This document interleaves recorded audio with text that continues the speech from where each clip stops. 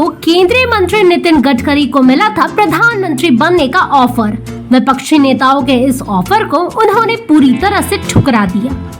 लोकसभा चुनाव 2024 में एक बार फिर से भारतीय जनता पार्टी सबसे बड़ी पार्टी बनकर उभरी है। हालांकि बहुमत के आंकड़े से पार्टी भले ही थोड़ी दूर रह गई, लेकिन सहयोगियों के दम पर एक बार फिर से एनडीए की केंद्र में सरकार बनी है। पर जब एक बार फिर से चुनाव होने वाले हैं, तो इससे पहले अब कई ऐसे खुलासे हो रहे हैं जिस पर सियासी हलचल तेज हो चुकी है। इस वक्त केंद्रीय मंत्री नितिन गडकरी ने एक बहुत बड़ा खुलासा किया है और उन्होंने बिना किसी का नाम लिए विपक्ष को जमकर धो दिया है। आइए इस बारे में जानते हैं। केंद्रीय मंत्री नितिन गडकरी ने इस वक्त एक बहुत बड़ा खुलासा किया है और बताया है कि विपक्ष के एक नेता की तरफ से उन्हें प्रधानमंत्री पद के लिए समर्थन देने की बात कही गई थी, लेकिन गडकरी के अंदर ऐसी कोई लालसा नहीं थी। ये कहकर उन्होंने इस ऑफर को ठुकरा दिया। हालांकि उन्होंने उस नेता का नाम नहीं लिया जिन्होंने उनसे ये पेशकश की थी। गडकरी ने उस विपक्षी नेता से ये जरूर पूछा कि आप मेरा समर्थन क्यों करेंगे और आखिर मुझे आपका समर्थन क्यों लेना चाहिए। प्रधानमंत्री बनना मेरे जीवन का लक्ष्य नहीं है। मैं अपनी मान्यता और संगठन के प्रति पूरी तरह से वफादार हूँ।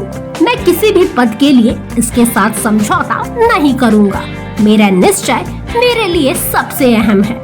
आपको बता दें कि लोकसभा चुनाव 2024 संपन्न हुए लगभग 3 महीने हो गए हैं और ऐसे में नितिन गडकरी का यह खुलासा करना एक बार फिर से सियासत में अलग लहर उठा सकता है।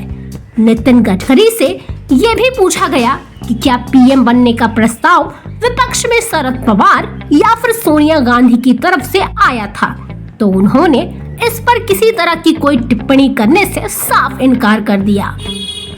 आपको बता दें कि पीएम मोदी की बढ़ती उम्र और आरएसएस में उनके शाख के संबंध में पूछे जाने पर कि क्या पीएम मोदी के बाद उन्हें प्रमोशन मिलेगा, तो इस पर गडकरी कहते हैं कि मैं आरएसएस का स्वयं सेवक हूँ। मोदी जी के सवाल आप उनसे पूछिए, लेकिन मेरा और पीएम मोदी का रिश्ता बहुत अच्छा है। मैं राजनीति में कुछ बनने के लिए नहीं आया, कोई किसी को आगे नहीं बढ़ने देता, लेकिन आज मैं दिल से बात कर रहा हूँ कि मुझे कोई भी समस्या नहीं है। आपको बता दें कि पिछले 10 सालों से नितिन गडकरी को केंद्रीय सड़क परिवहन मंत्रालय की जिम्मेदारी दी गई है। जब उनसे ये पूछा गया कि क्या आपको और भी कोई मंत्रालय मिलना चाहिए, तो इस बारे में वो कहते हैं कि मैंने कभी किसी से कुछ नहीं मांगा। मैं 5% राजनीति और 95% समाज सेवा करने पर विश्वास रखता हूँ। ऐसी और जानकारी के लिए देखते रहें अच्छा जी.com।